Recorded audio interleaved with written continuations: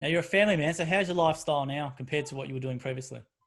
It's funny because a lot of people sort of say, "Oh, it must be great. You run your own business, you make your own hours." Mm. Yeah, unfortunately, I'm a bit of a workaholic.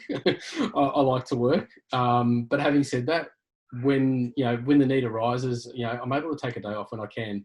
I did so many weekends and so many nights and things like that that I don't work Saturdays and Sundays unless I really have to work, Mm. for a couple of hours on a Saturday. So I spend the weekend with my kids. I drop my kids off at school the days my wife works. She picks them up. We're home all together for dinner most nights.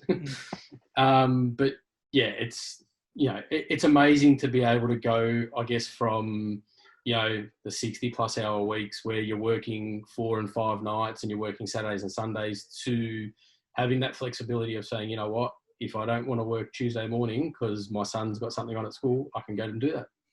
And also you're doing it for yourself. This is your business now. It's not someone else's you're building. Oh, absolutely. And I mentioned it earlier on where I had helped a couple of people in the hospitality industry sort of build their businesses up, and Mm. where that was a great experience and probably made me the person that I am today. I'm doing it for myself. So if I've got to do a few extra hours, so be it.